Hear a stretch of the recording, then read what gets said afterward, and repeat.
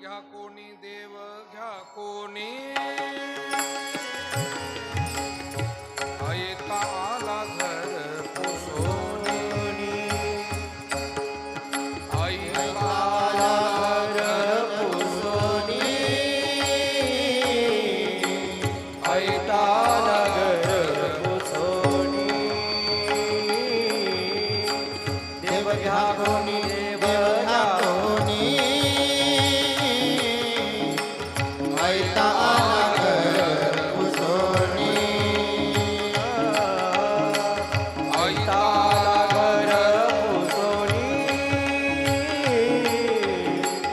ऐता आला घर पुसोनी देव न लगे देव न लगे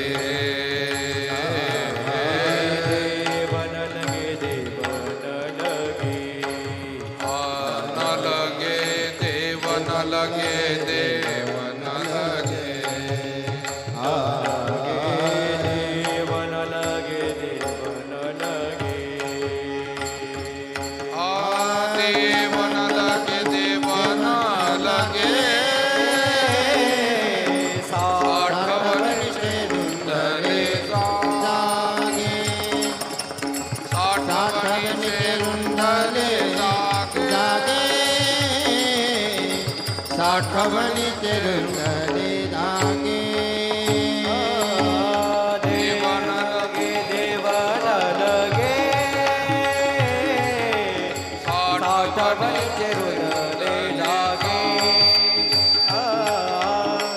साठवणीचे रुंदले जागे साठवणीचे रुंदले जागे देव मंदला देव मंदला देव मंदला देव मंदला भाव बुडाला काय करू भाव बुडाला काय करू देव घ्या फुका देव घ्या फुका पुका देव क्या पुका न लगे रुका मोल काही न लगे रुका मोल काही देव न लगे देव न लगे साठवणीचे रुंदले जागे साठवणीचे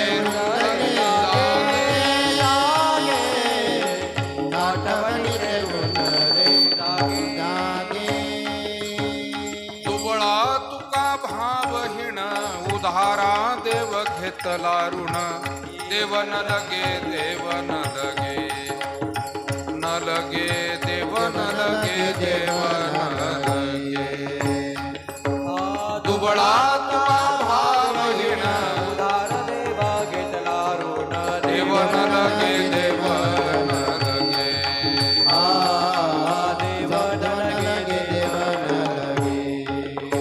देव न लगे देव न लगे देव न लगे साठवणीचे रुंदले जागे देव न लगे देव न लगे साठवणीचे रुंदले जागे देव न लगे देव न लगे साठवणीचे रुंदले जागे देव न लगे देव न लगे देव न लगे देव न लगे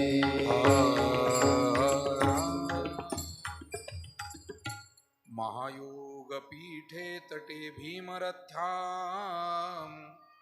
वरं पुंडरीकाय दातुं मुनीन्द्रैः समागत्य तिष्ठन्तमानन्दकन्दं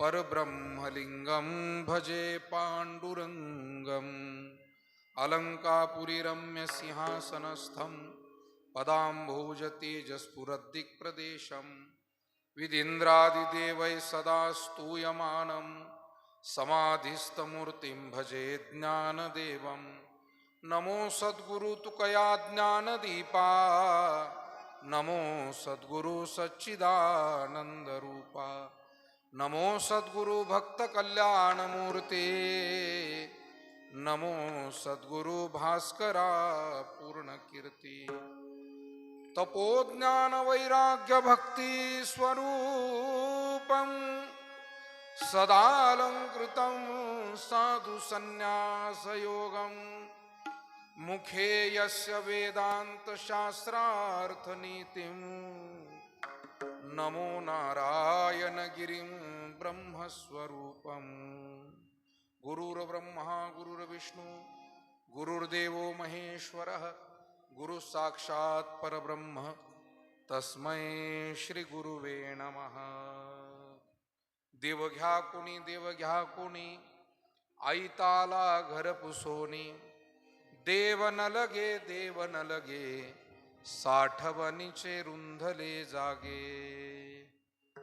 प्रस्तुत प्रसंगी आजच्या या पुण्यस्मरणाच्या कार्यक्रमाच्या निमित्तानं संगीत प्रवचन रूपी या सेवेसाठी जगद्गुरु तुकोबारायांचा अभंग आपल्या समोर या ठिकाणी विशद केलाय. या अभंगामध्ये जगद्गुरु तुकाराम महाराज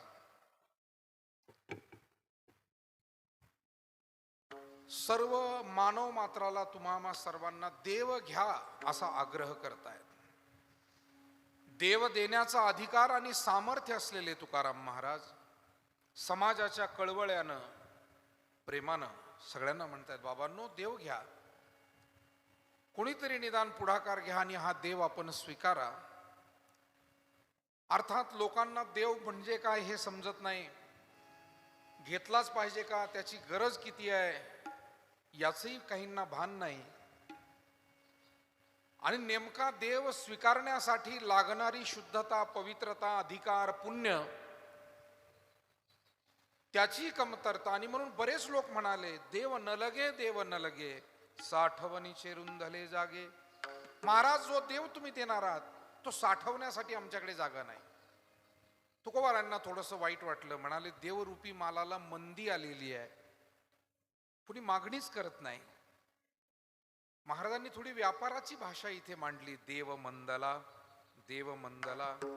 भाव बुडाला काय करू.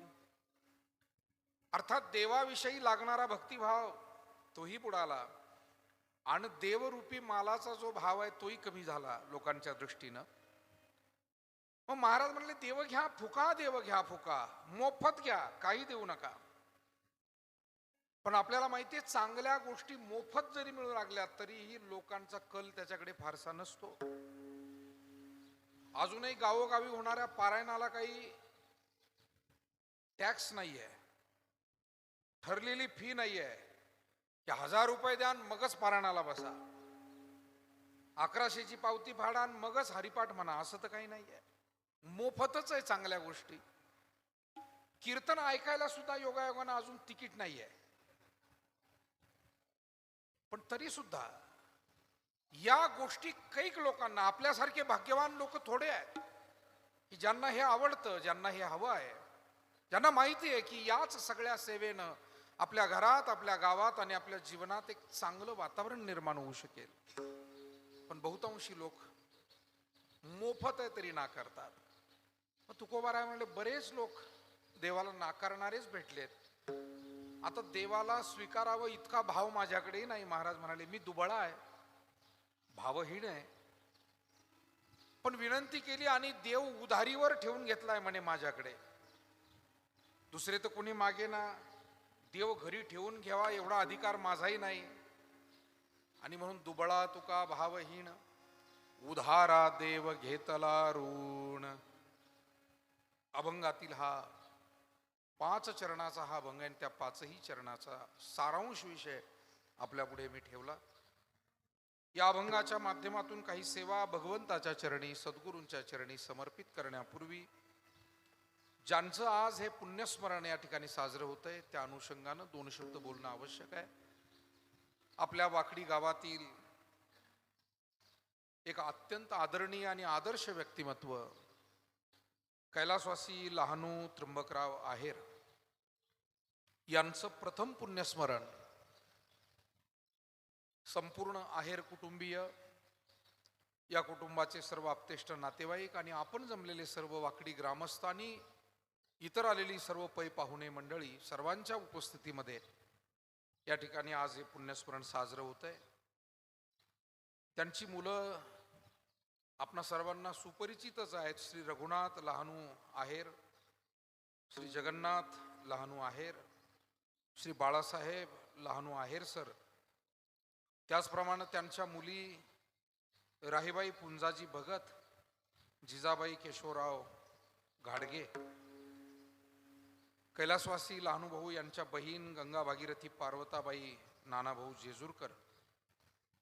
त्याचप्रमाणे या परिवारातील सर्व सुना, नातवंड आणि संपूर्ण परिवार आज या संगीत प्रवचन सेवेसाठी आवर्जून उपस्थित असलेले गायन वादन क्षेत्रातील मान्यवर गुणीजन मंडळी, संगीत विशारद किशोरजी महाराज शेळके, संगीत विशारद विलासजी महाराज कोतकर, तबल्याची गोड साथ करणारे संतोष महाराज दीक्षित, मृदंगाची साथ करणारे आमचे सहकारी कृष्णा महाराज मोरे, विशेष करून आपल्या वाकडी भजनी मंडळाची सगळी ज्येष्ठ प्रमुख मंडळी, हरिभक्तीपरायण साहेबराव अण्णा शेळके, हरिभक्तीपरायण शंकर बाबा लहारे, हरिभक्तीपरायण आमचे विठ्ठलराव शेळके, त्याचप्रमाणे पंढरीनाथ पाटील आहेर, समोर बसलेली विविध क्षेत्रातील आपण मान्यवर मंडळी, आदरणीय शिवाजी तात्या लहारे, आदरणीय भाऊसाहेब पाटील शेळके, सन्मान्य भाऊसाहेब पाटील गाढवे, डॉक्टर संतोषराव भवर, ज्यांनी या आहेर कुटुंबियांच्या वतीनं आग्रहपूर्वक हे निमंत्रण माझ्यापर्यंत पोहोचवण्याचा प्रयत्न केला आणि आग्रहानं सांगितलं की सेवा आपण केली पाहिजे, असे माझे परमस्नेही सहकारी सोपान काका कासार, त्यांच्या सौभाग्यवती सरपंचताई, ज्यांची सुंदर ही संपूर्ण यश मंगल कार्यालयाची व्यवस्था आपल्या भागामध्ये उभी करून एक मोठी सेवाच या भागाची ज्यांनी केलेली आहे, ते आपले सर्वांचे स्नेही कोंडीराम पाटील शेळके, त्यांची मुलं, ज्यांची सुंदर डेकोरेशन व्यवस्था आहे, आपल्या भागाचं भूषण असलेले गणेशराव गाढवे, त्यांनी मला आग्रहपूर्वक आहेर पाटलांच्या या कार्यक्रमाविषयी वेळोवेळी आठवण केली, आग्रहानं सांगितलं. ज्यांची सुंदर साऊंड सिस्टीम आहे, ते या क्षेत्रातले जिल्ह्यातील एक नामवंत आमचे सहकारी रविभाऊ चौधरी पोहेगावकर, राहता इथून आलेले आमचे स्नेही सहकारी व्यंकटेश भाऊ आहिरे, या निमित्तानं समोर बसलेली आमची सर्व आदरणीय आहेर पाटील परिवाराचे आप्तेष्ट नातेवाईक, वाकडीकर मंडळी, आमचे सगळे तरुण कार्यकर्ते, सर्व माता भगिनी, सन्माननीय उपस्थित आमचे जाधव सर, सर्व मंडळी आपण या ठिकाणी आवर्जून उपस्थित आहात. त्याचप्रमाणे आता या प्रवचनानंतर ज्यांच्याकडे आम्हाला थोडं पुन्हा भेट द्यायला जायचे ते शेळके सर, अनेक मंडळी आपण या ठिकाणी आवर्जून उपस्थित आहात. आणि आपल्या सर्वांच्या उपस्थितीमध्ये कैलासवासी लहानू त्र्यंबकराव आहेर यांना श्राद्धाच्या निमित्तानं ही प्रवचनाच्या माध्यमातून आपण श्रद्धांजली अर्पण करतोय. त्यांच्याविषयी जाणून घेताना आल्यानंतर मला बरीच सगळी आमची मान्यवर मंडळी सांगत होते, त्यांचे नातूही मला सांगत होते, इतरही गावकरी आपण सर्व सांगत होता, आणि ऐकून मला फार बरं वाटलं. हे जुन्या काळातील एक जाणता माणूस म्हणून या माणसाकडे आपण पाहिलं पाहिजे. चांगली शेती, परिवाराला योग्य दिशेनं घेऊन चालण्याची धडपड, आणि सुमारे 50 वर्षापूर्वी आपल्या कुटुंबाला शिक्षण देणारा हा दूरदृष्टीचा माणूस कैलासवासी लहानूभाऊ. 50 वर्षापूर्वी सगळी मुलं आणि मुली ग्रॅज्युएट केले.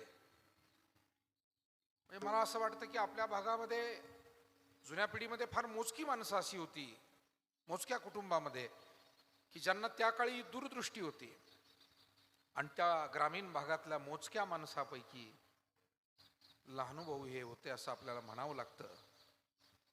कारण एका मुलाला त्यांनी, मला वाटतं M.Com आहेत, शेती करतायत, M.Com आहेत, दुसरेही ग्रॅज्युएट आहेत, तिसरे सर आहेत.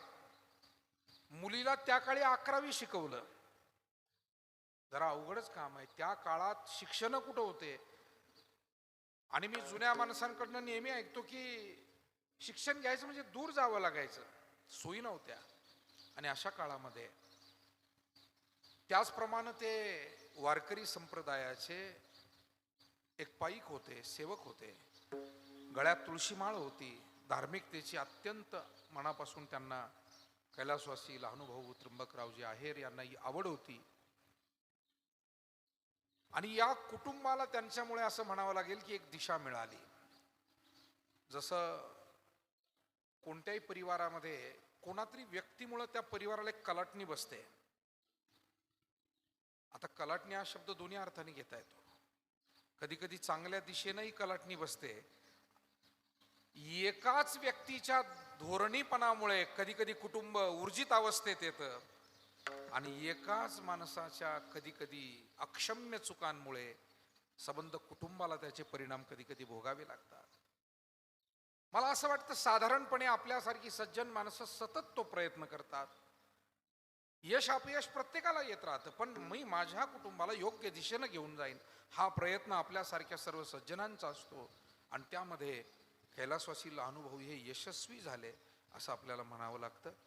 कारण आज त्यांच्या नातवंडांनाही मी विचारलं, भेटले मगाशी, तर चांगली शिकलेली मुलं सगळी आहे.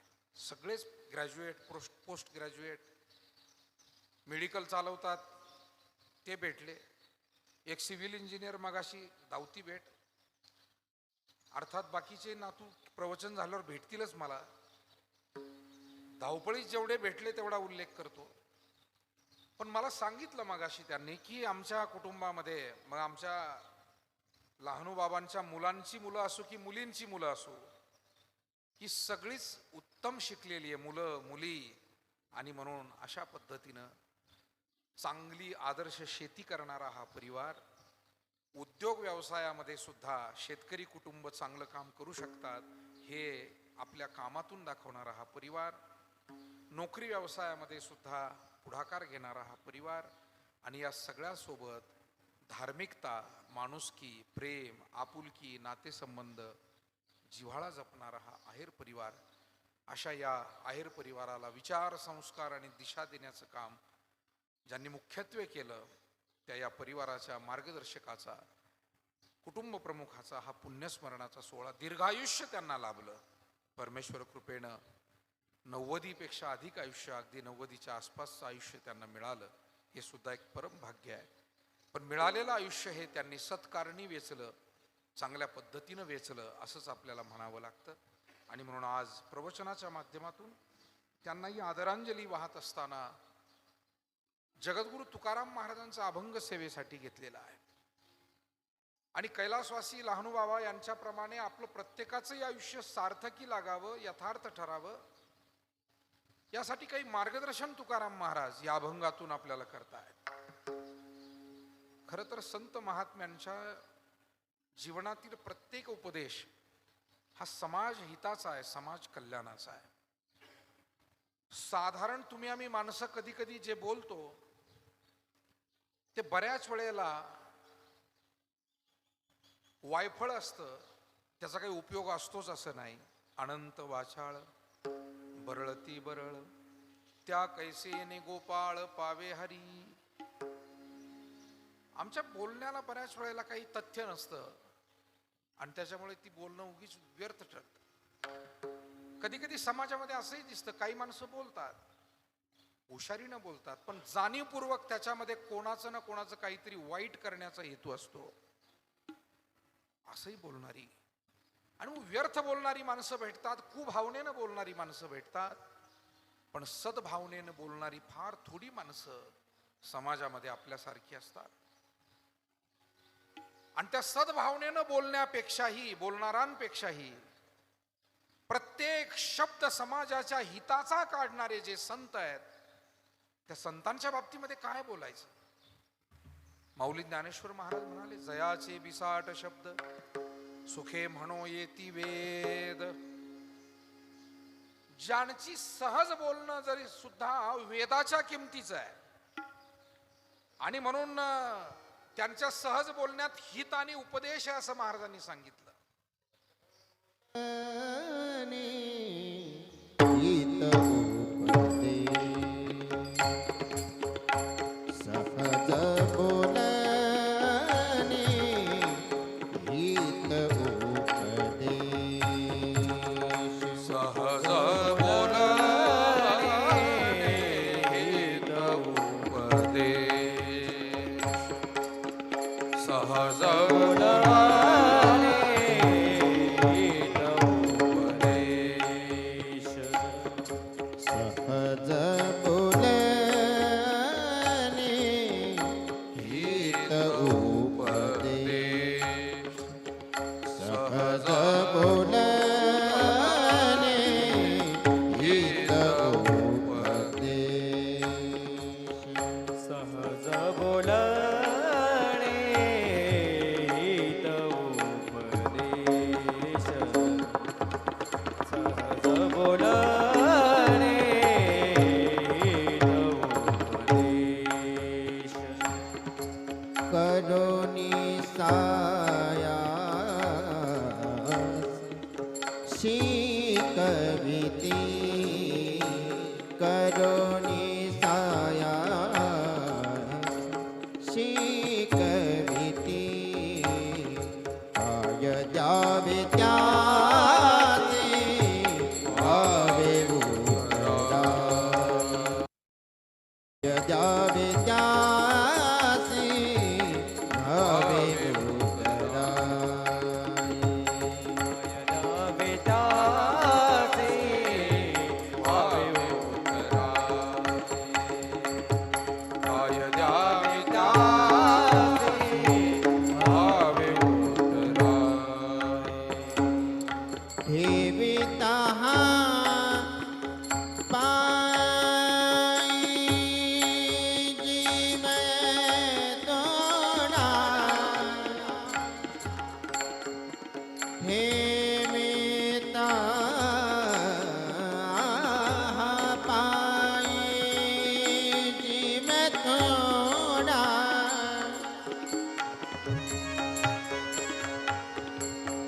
ठेविता पायी जीव थोडा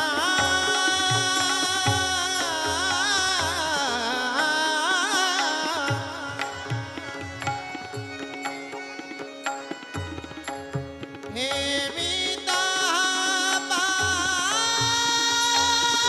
पायी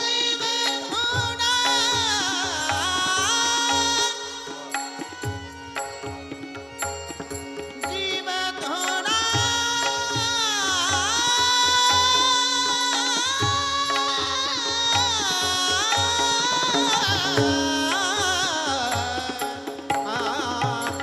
जीव थोडा ठेविता पायी जीव थोडा काय द्यावे त्याचे भावे उतरा. काय द्यावे त्याचे भावे उतरा. भावे उतरा. भावे उतरा. सहज बोलणे हित उपदेश करोनी सायास शिकविती. साधू सज्जनांचे सहज शब्द सुद्धा मनुष्याच्या जीवनाला दिशा देऊन जातात, उपकारक ठरतात. गुरुवर्य नारायणगिरीजी महाराज कीर्तन संपत आलं, प्रवचन संपत आलं की आवर्जून म्हणायचे, बाबांनो संसार चांगला करा. त्यांचा शब्द होता, दणकावून सणकावून करा. आपण सगळ्यांनी ऐकलं, नेहमी आहे. वाकडीला तर महाराजांची 5-5, 7-7 कीर्तनं वर्षभरात व्हायची. 4 कीर्तनं तर नियमाचेच होते, 4 का 5 कीर्तनं ठरलेलेच होते ते. आणि त्या निमित्ताने बरं झालं आठवण झाली, सावता महाराजांच्या पुण्यतिथीचा कार्यक्रम दरवर्षी वाकडीला. आणि त्या कार्यक्रमाच्या आयोजनामध्ये सुद्धा जे काही मंडळ होतं त्यात कैलासवासी लहानुभाऊ यांचा सहभाग खूप चांगला होता. गुरुवर्य नारायणगिरीजी महाराजांचा त्यानिमित्तानं सहवास, सेवा, मार्गदर्शन त्यांना त्या काळात घडलं. अनेक कार्यक्रम आपण नेहमी ऐकायचो. महाराज म्हणायचे, संसार प्रपंच दणकावून सणकावून करा, फक्त मांसाहारी होऊ नका, व्यसनी होऊ नका, कोणाचं काही वाईट करू नका, देवाची भक्ती करा, चांगलं राहा. साधारणपणे कुठूनही कोणाचा निरोप घेऊन निघाले की त्यांचा अधिकार होता, तो त्यांनीच बोलावं, पण ते बोलायचे, येतो मंडळी, सुखी राहा, मजेत राहा, कायमचा शब्द. निघाले एकदा कुठूनही कोणाकडून, कीर्तन करून एखाद्या गावातून निघाले, जेवण खावण करून एखाद्या कुटुंबाकडून निघाले, येतो मंडळी, सुखी राहा, मजेत राहा. याला म्हणावं सहज बोलणे हित उपदेश. त्यांच्या सहज बोलण्यात आपलं हित होतं. बोलता बोलता केवढा मोठा आशीर्वाद आपल्याला देऊन जात होते, आणि बोलता बोलता मार्गदर्शन सुद्धा किती मार्मिक करून जायचे. आपल्याला कधी कधी समजायचं नाही काय बोललेत महाराज नेमकं, त्याचा अर्थ लावायला सुद्धा बराच वेळ लागायचा. कधी कधी असं मार्मिक सांगून जायचं. आणि म्हणून खऱ्या अर्थानं सांगण्याचा हेतू इतका आहे की सामान्य माणसाचे शब्द प्रत्येक वेळेला ते इतके महत्वाचेच ठरतील असं नाही. बऱ्याच वेळेला ते शब्द अर्थहीन असतात, तथ्यहीन असतात, आणि ती काळ वेळेला धरून नसतात. मला वाटतं काळ वेळेला ज्याला धरून बोलता येत नाही असा माणूस 4 माणसात बोलला तर काही वाटत नाही, पण असा माणूस जर माईकवर बोलला तर फार अवघड होतं. म्हणून माईकवर बोलायला ज्याला द्यायचंय, कोणी असो, आमच्यासारखा कीर्तन प्रवचनकार जरी तुम्हाला नेमायचा म्हटलं तरी विचारच करावा लागतो की काळ वेळेला आणि सगळ्या पाहुणे रावळे प्रसंगाला काय धरून बोलेल का दुसरंच काय भरडत बसेल आणि लोकांचे डोके उठतील. कीर्तनकार प्रवचनकारांनी नियम पाळायचा आहे आणि श्रद्धांजली वाहणाऱ्यांनी तर जास्त पाळायचा आहे. त्याचं कारण आपल्यासारखी सज्जन विचारी माणसं थोडी भेटतात हो या माईकवर बोलणारी. पण काही माणसं असंबद्ध बोलणारे असतात. एकदा आलेला एक अनुभव सांगतो, घडलेला सत्य अनुभव सांगतो. फक्त गाव, नाव, तालुका काही सांगत नाही. तुमचे पाहुणे सगळीकडे असतात, कुठं नादी लागत बसतात, पण अनुभव सांगतो. आपल्या जिल्ह्यातीलच गेलो श्राद्धाच्या कीर्तनाला. आम्ही कीर्तन झालं, कीर्तनानंतर श्रद्धांजलीला गावातली काही 4-2 मान्यवर मोठं चांगलं बोलले, योग्य बोलले. पण ज्यांचं श्राद्ध होतं ते म्हातारीचं श्राद्ध होतं, त्या म्हातारीचा एक मुलगाच बोलायला उभा राहिला. तो मुंबईला होता, नोकरी करायचा, आणि त्यानं एक पत्र लिहून आणलं होतं. काही माणसं काहीतरी प्रयोग करत असतात. त्यानं एक पत्र लिहिलं होतं, आईस पत्र.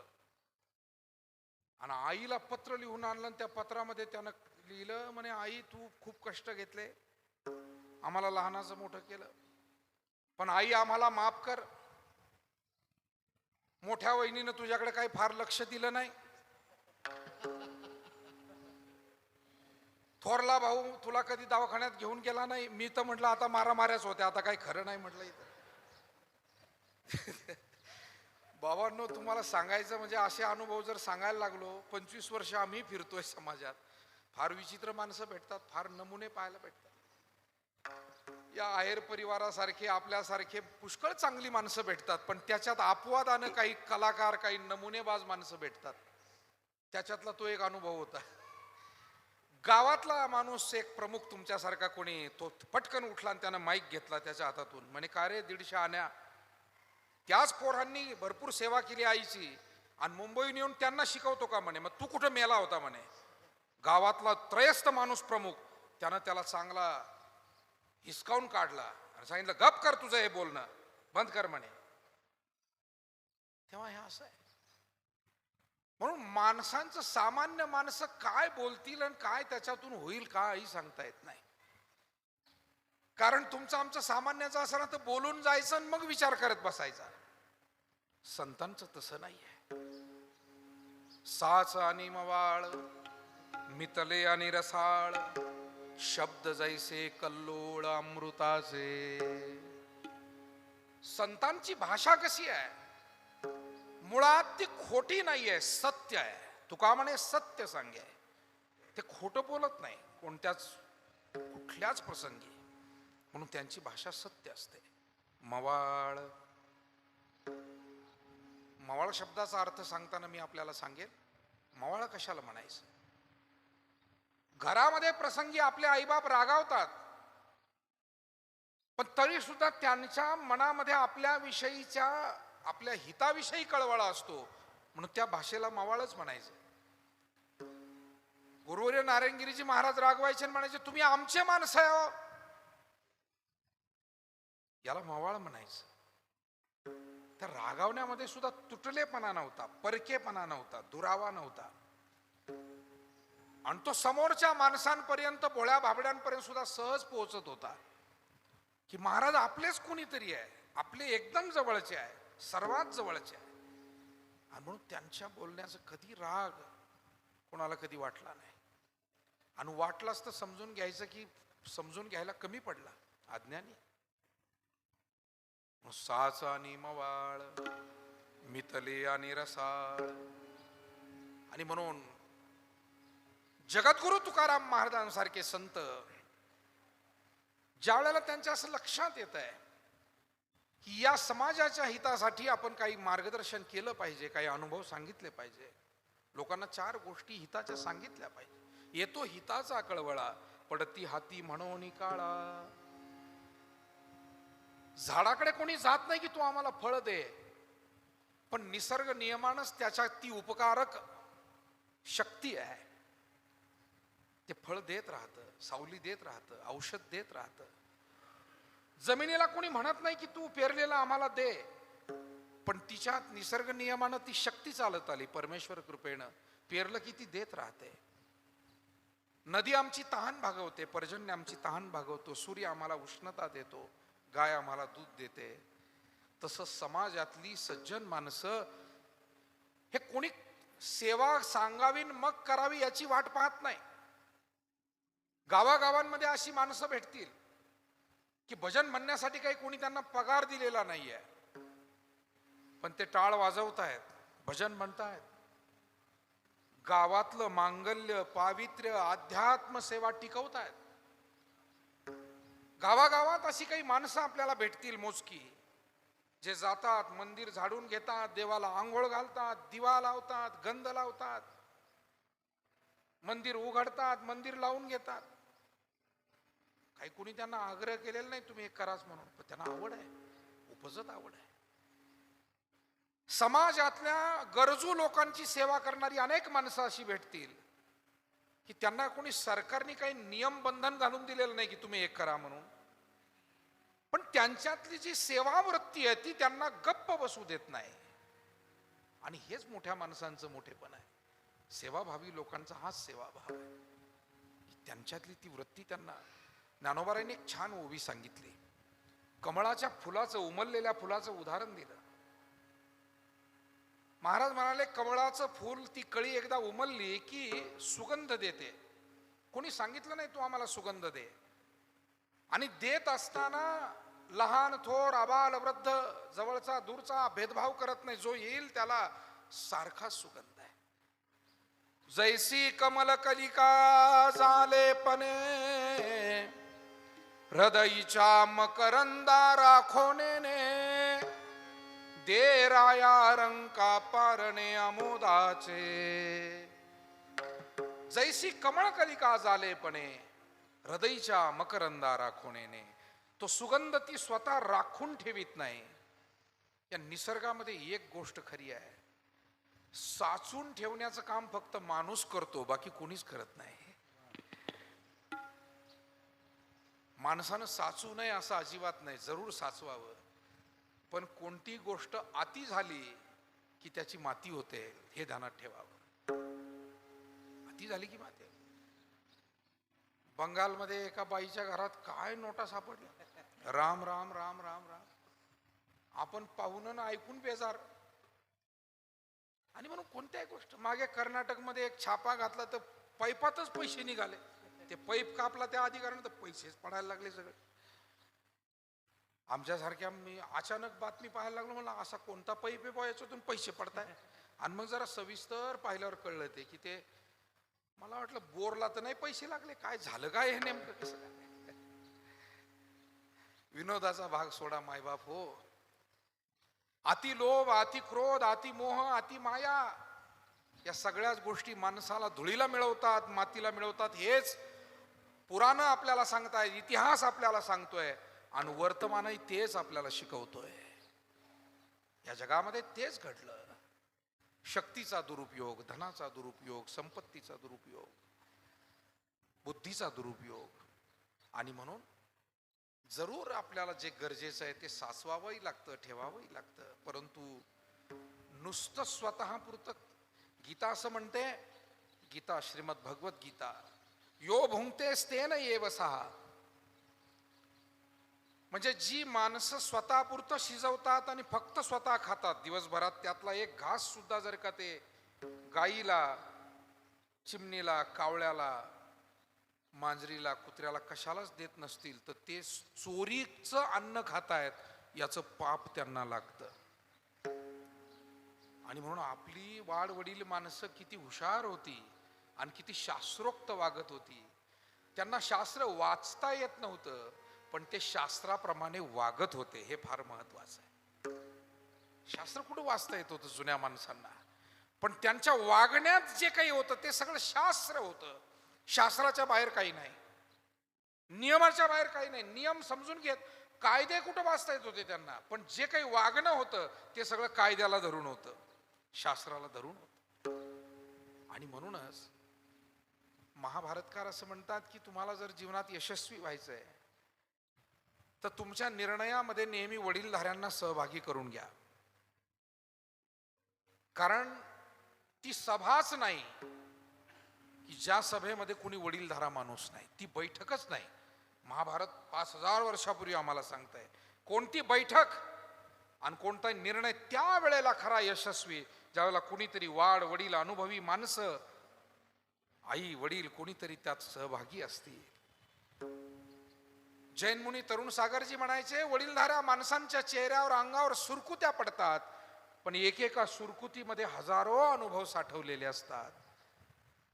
आणि म्हणून कधी कधी आम्हाला असं वाटू लागतं, आम्ही पदवी घेतली, आम्हाला इतका पगार आहे, आम्हाला तितकं पॅकेज आहे, मग गरज काय आम्हाला कोणाला विचारण्याची? का मामाला विचारायचं, का चुलत्याला विचारायचं, का वडिलाला विचारायचं? आता खरं तर आम्ही जे जीवनात मोठेपण प्राप्त करतो ते इतरांच्या सहकार्यानंच झालेलं असतं, पण नंतर मात्र त्याचं श्रेय माणसं इतरांना जाऊ देत नाही. जे मुलं मुली सुना आपल्या वाडवडिलांना, वडीलधाऱ्या माणसांना श्रेय देतात, मी त्यांना धन्यवाद देतो. पण बहुतांशी जगामध्ये जे चित्र पाहायला मिळतंय ते थोडंसं विपरीत आहे, चुकीचं आहे, उलट आहे. काही तरुण आम्हाला भेटतात की महाराज हे आमच्या वडिलांच्या पुण्याईनं आहे, हे आमच्या चुलत्याच्या मार्गदर्शनामुळे आहे, हे आमच्या मामाच्या सहकार्यानं, हे आमच्या आईच्या पुण्याईनं आहे. ज्याला जे जे सहकार्य कोणाकडून मिळालं असेल, गावातून मिळालं, पाहुण्यातून मिळालं, मित्रातून मिळालं, कृतज्ञ भावनेनं बोलणारी अनेक माणसं सज्जन आपल्यासारखी भेटतात. परंतु कृतज्ञ माणसं सुद्धा या जगामध्ये पाहायला मिळतात. मला एक छान लेख वाचायला मिळाला 4-2 दिवसापूर्वी. या बस. एक मुलगा तो लेख लिहितोय, लहानपणची आठवण सांगतोय. तो म्हणतो की वडिलांच्या सोबत लहानपणी सायकलवर बसून जाताना पुढे मी नळीवर बसलेला असायचो आणि वडील जोर लावून ती सायकल आणायचे, जोर लावून सायकल आणायचे.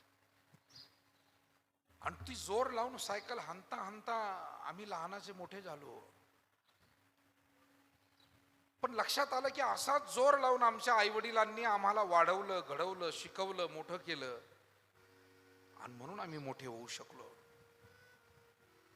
आमच्या जीवनात झालेला सगळा बदल, आमचे वडील जे कष्ट करत होते ती शक्ती आमच्यामध्ये उतरत होती, ती आमच्यासाठी उपयोगाला येत होती. जसं या प्लग मध्ये वायर घातलं की ते तिथपर्यंत जाऊन कनेक्शन पोचतं. तर ध्यानात घ्या, आपल्या घरातील जे आपले वाडवडील असतात ना, ते जे राबतात, जे कष्ट घेतात, प्रयत्नशील असतात सतत, त्याचा प्रत्यक्ष अप्रत्यक्ष आपल्या जीवनामध्ये खूप मोठा उपयोग आपल्याला झालेला असतो. आपली जी झेप आपण घेतो, ती झेप घेताना ही शक्ती आपल्या पाठीशी असते. जसं वेगवेगळे तोफ गोळे क्षेपणास्त्र सोडताना त्याला एक शक्तिशाली मशिनरीची गरज असते. ही जीवनातली झेप कोणाच्या बळावर? आज लोक हा विचार करायला तयार नाही. मित्रांमध्ये जाऊन सहज 10,000ची पार्टी देतात, पण 10-10 रुपयासाठी आम्ही शिकत होतो त्यावेळेला आमचा बाप किती कष्ट करत होता हे विसरून जातो. मला नेहमी असं वाटतं की थोडी आहेत, नाही मी नाही अजिबात म्हणत नाही, पुष्कळ चांगली मुलं मुली आहेत, पण काही असेही आहेत की 1,000-2,000चा पिझ्झा एका वेळी खातात. त्यावेळी त्यांना ती आई आठवते का फाटक्या कपड्यामधली? त्यांना तो संघर्ष केलेला बाप आठवतो की जो आमच्या फीसाठी 4 दारामध्ये फिरला होता, लोकांच्या विनंत्या केल्या होत्या आणि मग आमची फी भरली, आमचं डोनेशन भरलं, आम्हाला पुढे पाठवलं. आणि मग खऱ्या अर्थानं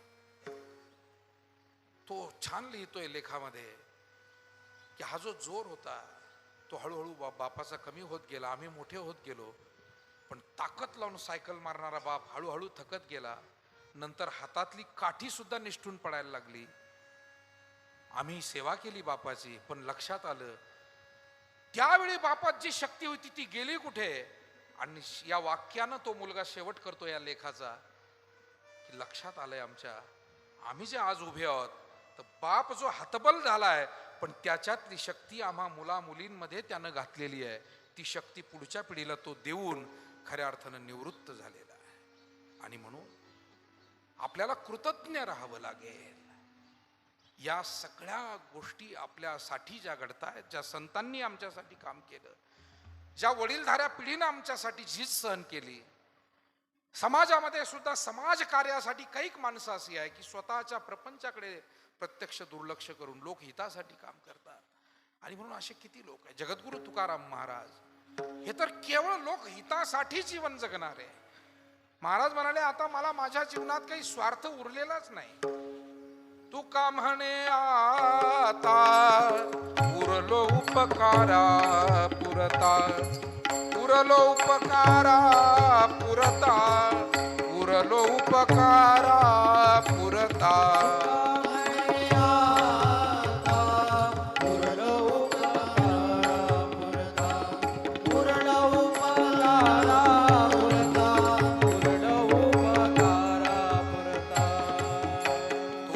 म्हणे आता उरलो उपकारा पुरता, म्हणे आता उरलो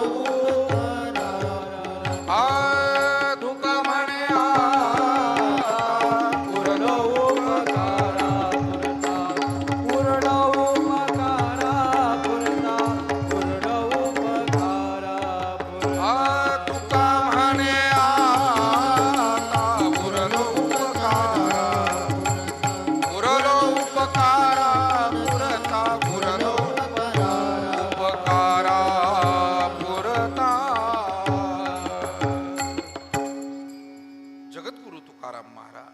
समाज हिताच्या बाबतीमध्ये दक्ष आहे. लोकांचं भलं व्हावं, कल्याण व्हावं, सुखी असावे, आनंदी असावे या भावनेनं काम करणार. आणि म्हणून लोकांना सुख अपेक्षित आहे, पण सुखाचा मार्ग लोकांना सापडत नाही याची खंत तुकोबारायांना होती. सुख दूर नाही आहे, जवळपास आहे, पण ते मिळवण्याचं जे काही कौशल्य आहे, ते मिळवण्यासाठी लागणारं जे ज्ञान आहे ते लोकांपाशी नाही आहे. तुका म्हणे अवघे आंधळे हे जन गेले विसरून खऱ्या देवा. लोक देवाला विसरले आणि काही लोक देवधर्म करतात तरी खऱ्या देवाला विसरले. खरा देव म्हणजे काय हो? ज्याची सेवा ही आमच्यासाठी महत्वपूर्ण आहे, जी केलीच पाहिजे. आम्ही ती न करता जर दुसरी करायला लागलो तर, घरात आई आजारी आहे आणि आईला आजारी असताना देव भरोसे सोडून दिलं आणि म्हणाले आमचा ध्यान वर्ग आहे, आम्ही ध्यानाला चाललो. आमच्या गुरुने आम्हाला ध्यान शिकवलं. चांगली गोष्ट आहे. ध्यान, भजन, चिंतन या समाधान देणाऱ्या गोष्टी आहे. पण तरी सुद्धा प्राथमिकता कशाला द्यायची, प्रायोरिटी कशाला द्यायची, हे ज्या लोकांना कळलंय ना ते लोक जीवनामध्ये यशस्वी आहे. मग ते व्यावहारिक पातळीवर, सामाजिक पातळीवर, शेती, शिक्षण, नातगोत सगळ्या पातळीवर ती माणसं यशस्वी होतात ज्यांना नेहमी हा चटकन निर्णय करता येतो की प्रायोरिटी कशाला द्यायची, प्राथमिकता कशाला द्यायची. ज्या माणसाने तुमच्यासाठी खस्ता खाल्ल्यात त्याला रामरामच नाही घातला आणि दुसरा लबाड आला, बडबड करू लागला. लबाड लबाड, कामापुरता लबाड, त्याच्यातच गुंतून गेला. अरे जो कष्ट घेतला त्यावर तीनदा राम करून मोकळा झाला दादा तुला. तेव्हा हल्लीच्या काळामध्ये व्यावसायिक असो, नेता असो, तुम्हाला माणसं कळली पाहिजे आणि तुमच्यासाठी खस्ता खाणारा माणूस तो तुम्हाला पटकन कळला पाहिजे. जुन्या माणसांचे वैशिष्ट्य होतं, साधू संत असो की सामाजिक कार्यकर्ते, त्यांच्याकडून एक घेण्यासारखं आहे. हल्लीचं लोक लबाडांना लवकर बळी पडतं. हल्लीचं जग समजतच नाही, त्यातला फरकच कळत नाही. योगदान काय आणि काय नाही याचं मूल्यमापनच करत नाही. 4 तास गप्पा ठोकत बसतात. ज्यानं कधी 4 पैशाची मदत केलेली नाही किंवा 4 दुःखातही तुमच्या कधी आलेला नाही, पण त्या दिवशी भेटला आणि गोड बोलायला लागला, तुम्ही भाळलात. कदाचित तुम्हाला मदत करणारा माणूस त्याच्या इतका गोड बोलणार नाही, पण तो कामाचा माणूस आहे.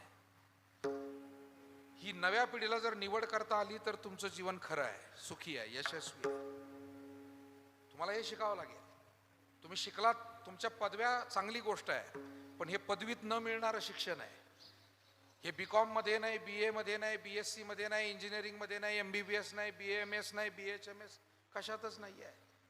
हे फक्त ज्ञानेश्वरीत आहे, गाथेत आहे आणि वडीलधाऱ्यांच्या संगतीत मिळणारं शिक्षण आहे. हे घेता आलं तर जमलं खरं.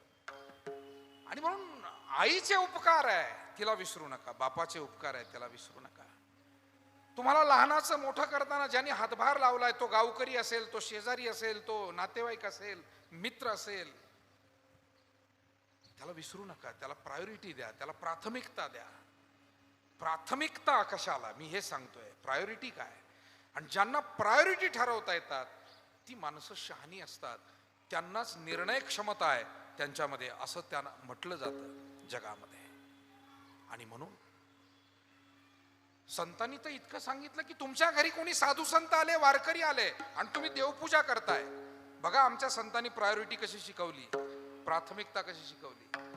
तुमच्याकडे कोणी वारकरी आले, दिंडी आली, भजन गात आलेत, दारात येऊन उभे राहिलेत, काहीतरी जेवाय खावायचंय, भूक लागलेली आहे त्यांना, आणि तुम्ही देवपूजा करत बसलात.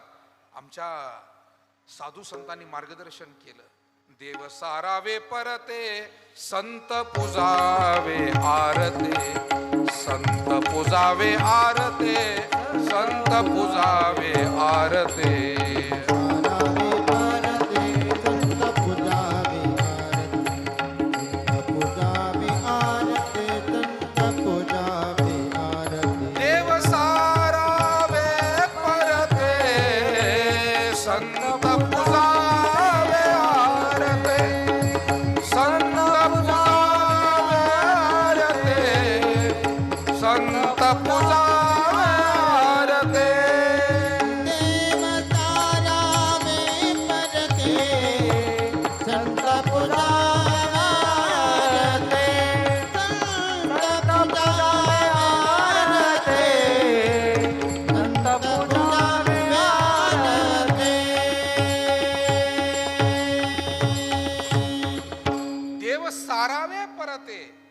आणि संत पुजावे आरते. देवांना प्रसंगी बाजूला ठेवा, दोन्ही सेवाच आहे, पण देवपूजेपेक्षा आता आलेले जे अतिथी आहे, वारकरी आहे, त्यांची सेवा ही महत्वपूर्ण आहे. आणि म्हणून आम्हाला खरा देव कळला पाहिजे, खरा धर्म कळला पाहिजे, खरी सेवा कळली पाहिजे, त्याची निवड करता आली पाहिजे. आणि मला वाटतं आईवडिलांची सेवा ही सामान्य संसारी जीवासाठी प्रायोरिटी आहे, प्राथमिकता आहे. पहिली. म्हणून आम्ही अनेक देवांना भजतो, पूजतो, मानतो, करावी सेवा. पण पहिल्यांदा मातृदेवो भव, पितृदेवो भव, आचार्य देवो भव, अतिथी देवो भव. या सगळ्यामध्ये खऱ्या अर्थानं आपल्याला समाधान मिळतं, आनंद. काय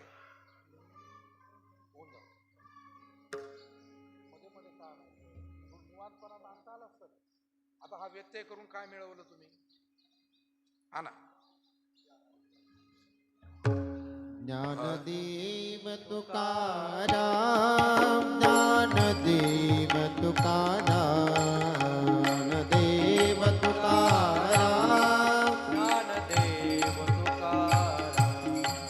ज्ञानदेव तुकाराम, ज्ञानदेव तुकाराम, ज्ञानदेव तुकाराम, ज्ञानदेव तुकाराम, ज्ञानदेव तुकाराम, ज्ञानदेव तुकाराम, ज्ञानदेव तुकाराम,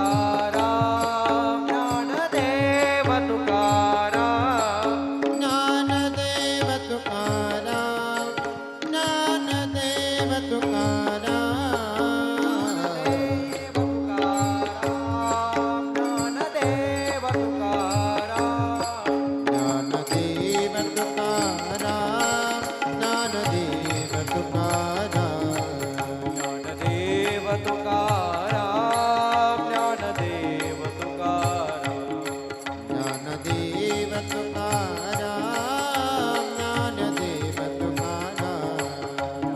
ज्ञानदेव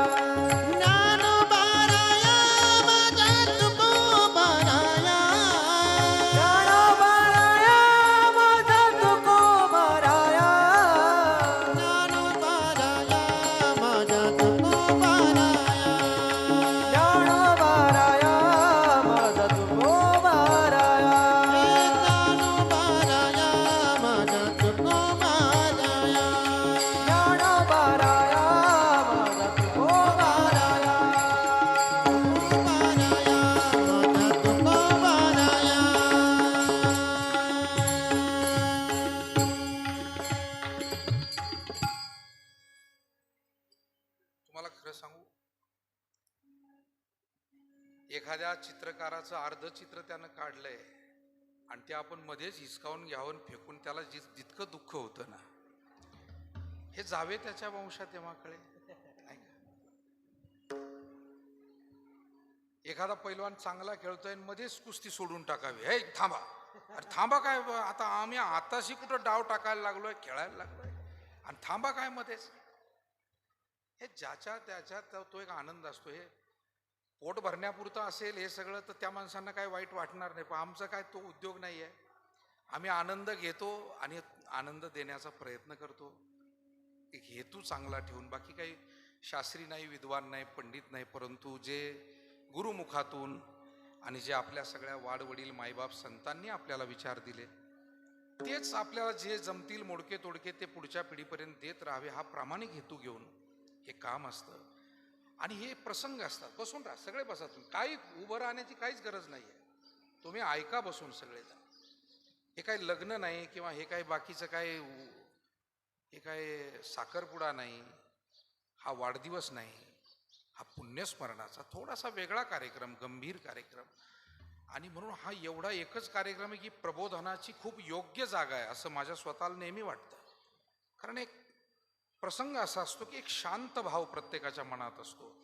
आता लग्नात जर तुम्ही म्हणले प्रवचन करा तर काय करता येईल सांगा बरं. लग्न म्हणजे धांदल, धावपळ, हाच एक प्रसंग असा आहे. आणि म्हणून याच्यातला तो शांत भाव टिकवणं ही आपली सगळ्यांची जबाबदारी. आणि त्यातूनच काही चांगला विचार पुढच्या पिढीला आपण देण्याचा प्रयत्न करतो. खूप मंडळी आपण प्रेमानं या ठिकाणी जमलेला. आणि मी आपल्याला सांगत होतो, देव अनेक आहेत, पण प्रायोरिटी काय, तर आई वडिलांची सेवा ही प्राथमिकता आहे. समाजातल्या अडीअडचणी सोडवणं ही प्राथमिकता आहे. म्हणून पैठणला कावड घेऊन निघालेले नाथ महाराज तहानलेल्या गाढवाला पाणी पाजून मोकळे होतात आणि सोबतचे माणसं हसू लागतात. काय महाराज, अलाहाबाद त्रिवेणी संगमावरून आणलेलं पाणी आणि घेऊन निघालोय ते रामेश्वरला, म्हणजे 4-5 राज्यांची पायपीट आहे, पायी प्रवास आहे, आणि इतकं महत्वाचं तीर्थ तुम्ही गाढवाला पाजलं. म्हणाले, अरे माझ्या डोळ्यासमोर जर ते पाण्यावाचून तळमळतंय, जवळपास पाणी नाही, माझा नाईलाज झाला. आणि मी हे मान्य केलं की कदाचित माझ्या परमेश्वरानं ही माझ्यावर आता जबाबदारी दिलेली आहे, आता हे मी केलं पाहिजे.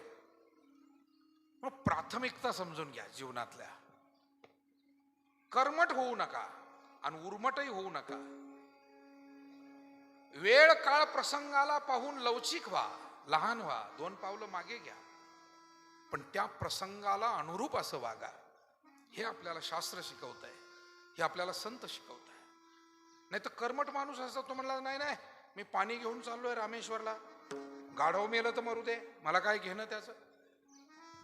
कर्मठता नाही, प्रासंगिकता आहे.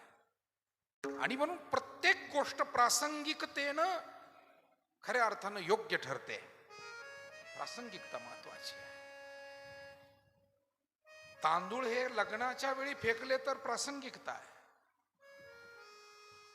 परंतु घरात स्वयंपाकासाठी तांदूळ आणले ते जर घरातले माणसं एकमेकावर फेकायला लागले तर क्रिया तीच आहे, पण कोणत्या प्रसंगाला तुम्ही करताय. एका ठिकाणी तो वेडेपणा ठरतो, दुसऱ्या ठिकाणी मात्र ते एक मांगल्याचं प्रतीक ठरतं. आपल्या धर्मशास्त्रामध्ये अक्षदा या पवित्र मानल्या जातात. म्हणून आमची माता किंवा भगिनी जेव्हा औक्षण करते तेव्हा ती आशीर्वाद देत असते. त्या अक्षदा डोक्यावर टाकते म्हणजे मनापासून तिचा स्त्री शक्तीचा आशीर्वाद आपल्याला त्यावेळी मिळतो. मांगल्याचं प्रतीक आहे. म्हणून प्रासंगिकता महत्वाची आहे.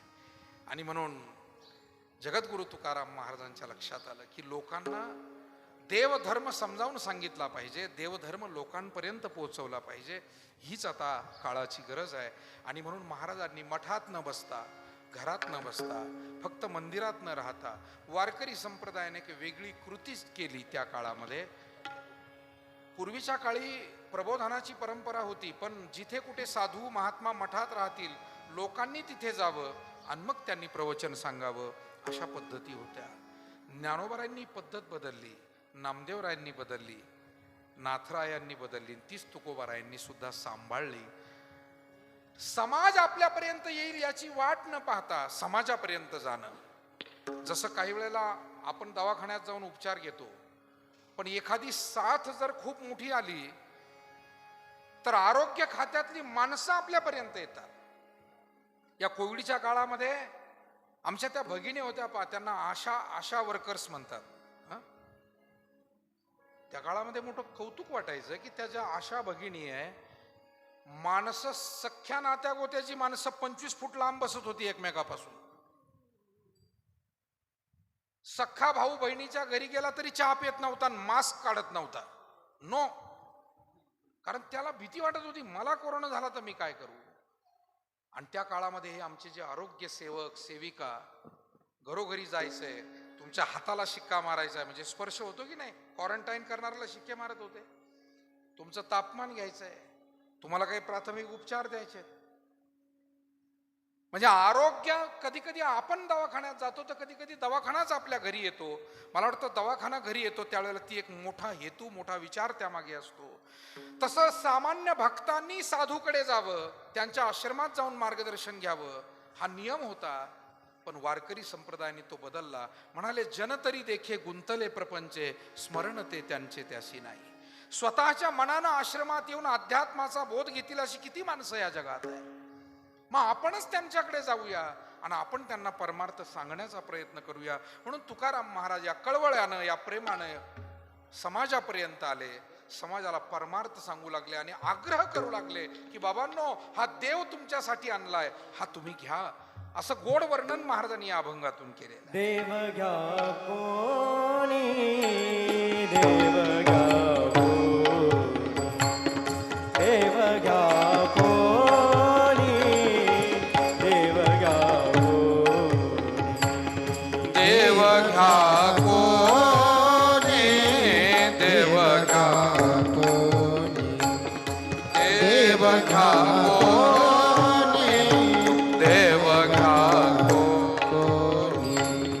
देव घ्या कोणी देव घ्या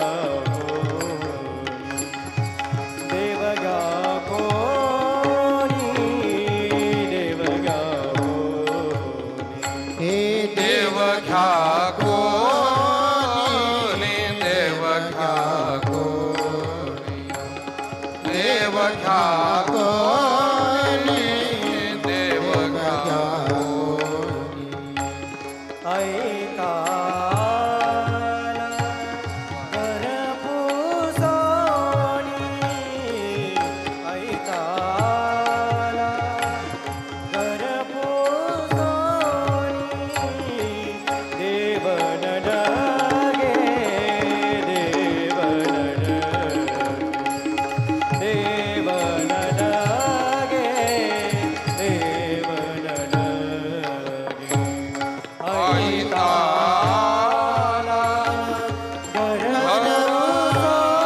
सोनी ऐकाला घरपुसोनी देवन डगे देवन देवन लगे देवन लगे देव घ्या कोणी देव घ्या कोणी ऐता आला घरपुसोनी ऐता आला घरपुसोनी देव घ्या कोणी देव घ्या कोणी ऐका आला आला घर पुसोने आईला घर तुकाराम महाराज लोकांच्या तुमच्या आमच्या सर्वांच्या दारात आलेत, आग्रह करू लागले, देव घ्या कोणी देव घ्या कोणी आईताला घर पुसोनी. एक 10-15 मिनिट आपल्याकडे फक्त शिल्लक आहे. 12:05 पर्यंत साधारण आपल्याला थांबायचं. धावत्या रीतीनं मी त्यामध्ये ही सेवा आटोपती घेण्याचा निश्चित प्रयत्न करील. एक 2-3 प्रश्न या अभंगाच्या निमित्तानं उभे राहतात. तुकाराम महाराज म्हणले, देव घ्या कोणी. महाराज तुम्ही देव देऊ शकता का? हे सामर्थ्य तुमच्याकडे आहे? बरं आम्ही घेऊ शकू का? ही पात्रता आमच्याकडे आहे? आणखी एक प्रश्न या निमित्ताने नाही की देव नावाचं जे तत्व आहे त्याची देवाणघेवाण होऊ शकते काय? आणि आम्ही तो घेतलाच पाहिजे काय? तो आमच्या गरजेचाच आहे काय? असे काही प्रश्न या अभंगाच्या निमित्तानं उभे राहतात. कारण कोणती गोष्ट समोरच्याने नुसता आग्रह केला म्हणून आपण घेत सुटावं असा काही अर्थ नाहीये.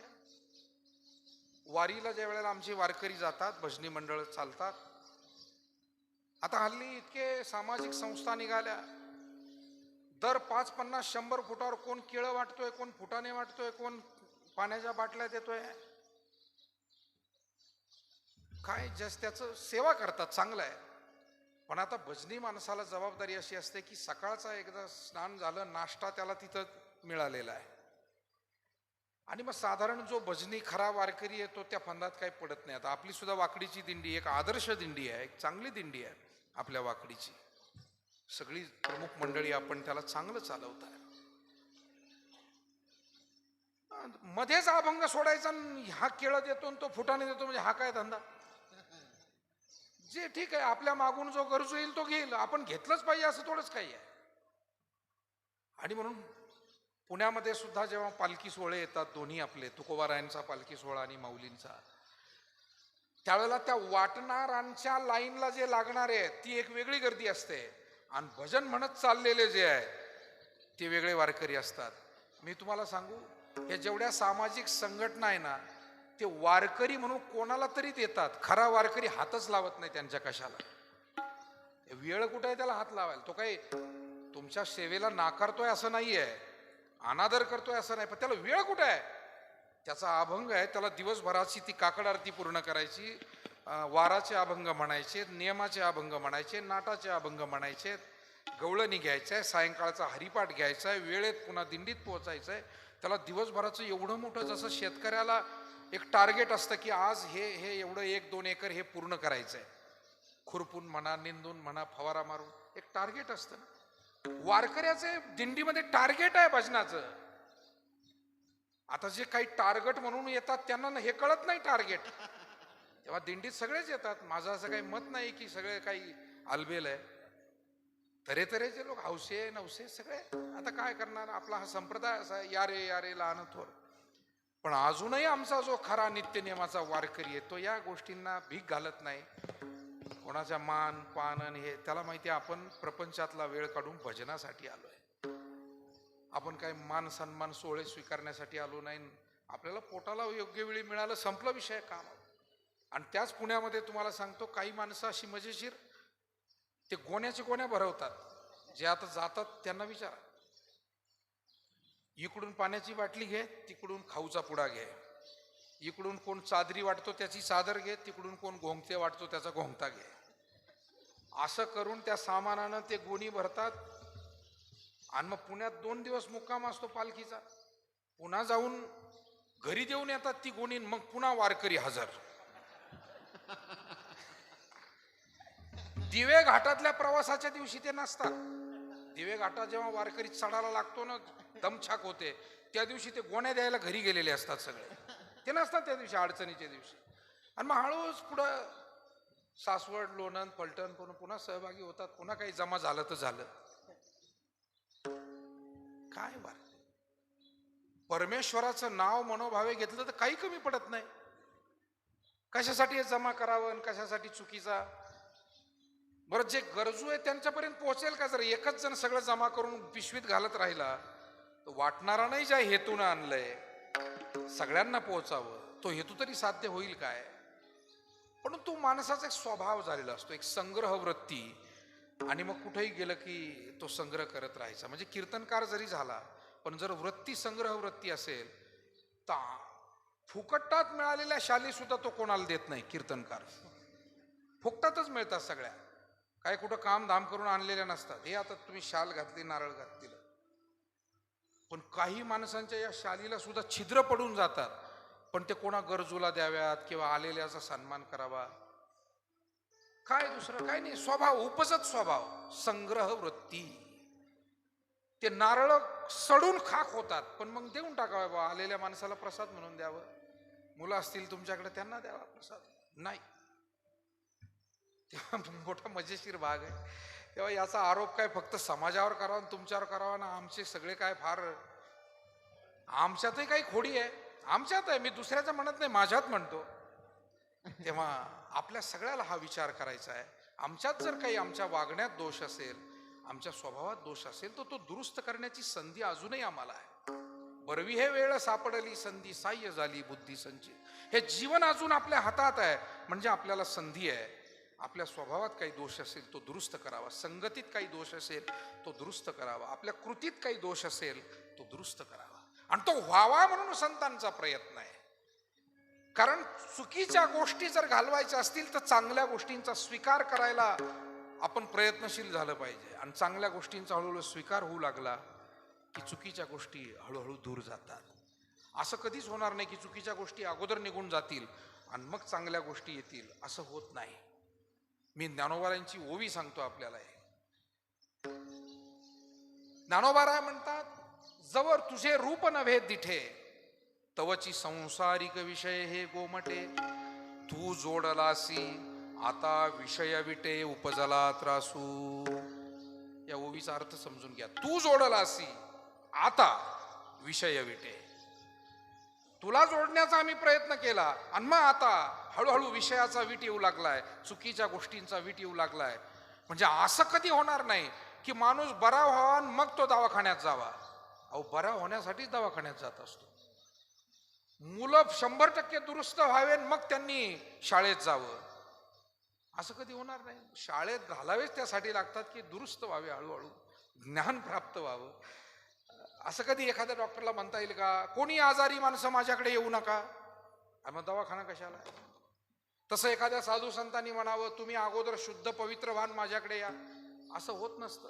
मग साधू कशाला आहे, संत कशाला, आश्रम कशाला, मंदिर कशाला? वारकरी संप्रदाय असं मानत नाही. वारकरी संप्रदाय म्हणतो खटनट यावे आणि शुद्ध होऊन जावे, दवंडी पिटी भावे चोखा मेळा. आपण या भावना सुरुवातीला कोणती साधारण का असेना, भलती या भावे शरण जाता भेटी, भलती या भावे भलतिया भावे शरण जाता भेटी, भलतिया भावे शरण जाता भेटी. पाडी तसे तुटी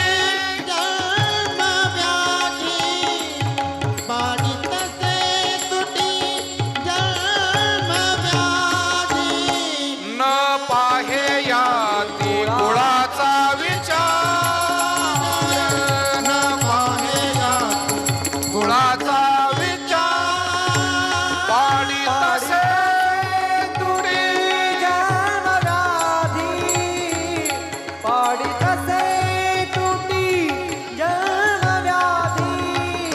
न पाहे याती कुळाचा विचार, न पाहे या कुळाचा विचार.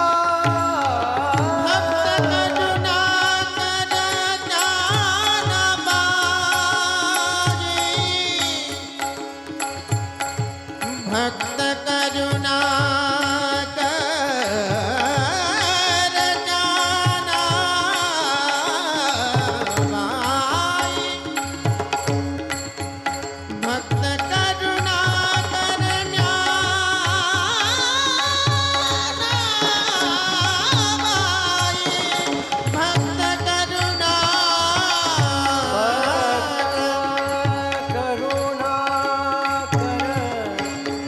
ज्ञानाबाई, ज्ञानाबाई.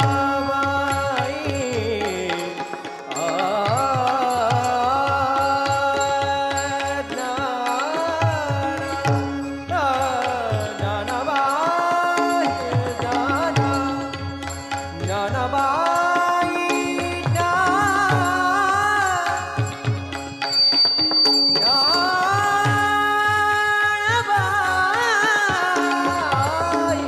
ज्ञानाबाई. भक्त करुणा कर, भक्त करुणा कर ज्ञानाबाई, भक्त करुणा कर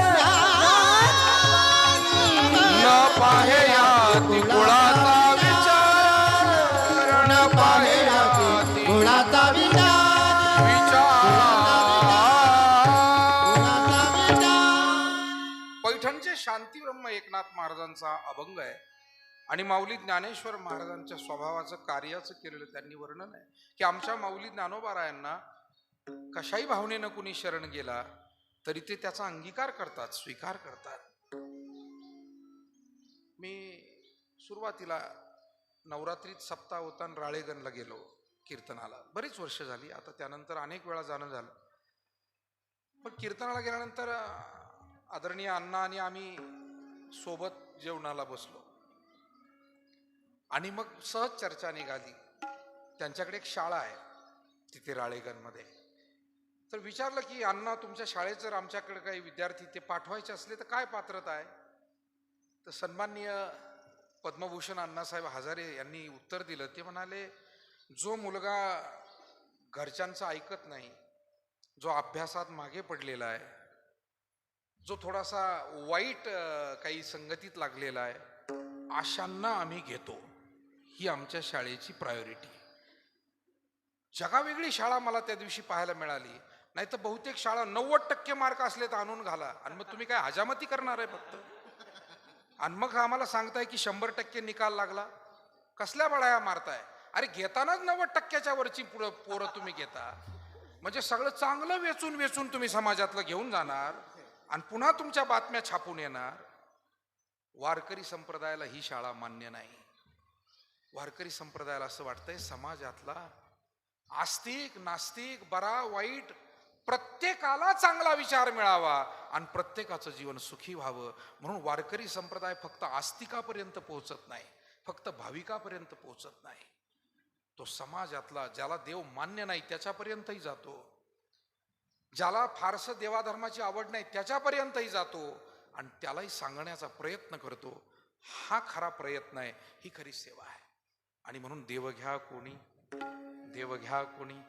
मग तुकाराम महाराजांनी असं म्हटले नाही की हे माळकऱ्याचं घर आहे त्यालाच जाऊन म्हटले देव घ्या कोणी, हे भाविकाचं घर आहे त्यालाच म्हटले देव घ्या कोणी, असं नाही. अगदी लहान थोर आबाल वृद्ध सगळ्यांना महाराज म्हणतायत. आता प्रश्न असा आहे, महाराज हा देव म्हणजे काय, तर देवाची व्याख्या अशी केलेली आहे, सच्चित आनंद स्वरूप.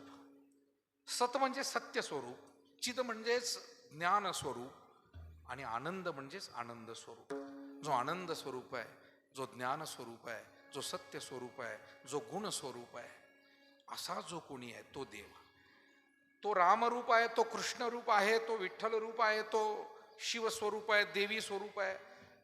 ही झाली त्याची बाह्य रूप, पण त्याचं मूलभूत निर्गुण निराकार स्वरूप जे आहे ते सच्चिदानंद स्वरूप आहे. सच्चिदानंद रूपाय विश्वोत्पत्त्यादि हेतवे तापत्रय विनाशाय श्रीकृष्णाय वयं नुमः. हे त्याचं स्वरूप आहे. मग जो सत्य स्वरूप आहे, जो ज्ञान स्वरूप आहे, त्याला देता घेता येणं शक्य आहे. सत्य हे आपल्याला इतरांपर्यंत पोहोचवता येतं, ज्ञान हे इतरांपर्यंत पोहोचवता येतं, आनंद हा आपल्यालाही घेता येतो, इतरांनाही देता येतो.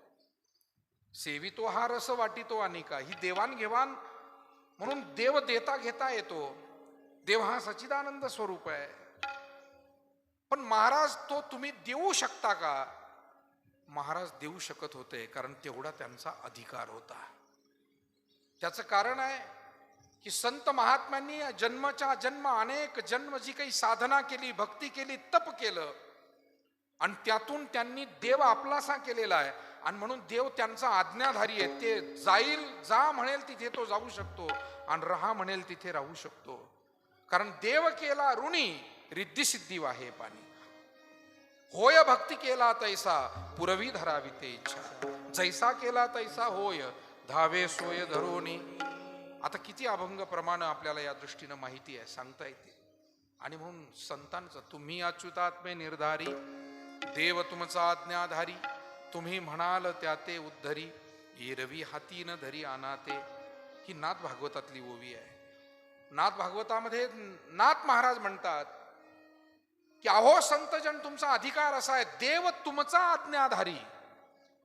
म्हणून अध्यात्म क्षेत्रामध्ये ध्यानात घ्या, भक्त हे देवाची आज्ञा पाळत नाही, देव भक्तांची आज्ञा पाळतो.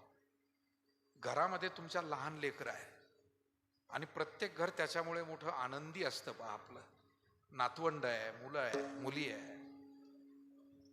पण घरात आल्यानंतर ऑफिसात तुमची ऑर्डर चालते, पण घरात जेव्हा ती नात किंवा नातू मांडीवर येऊन बसतो तेव्हा तुमची ऑर्डर चालते का? सांगा मला, सांगा मला, प्रामाणिकपणे सांगा.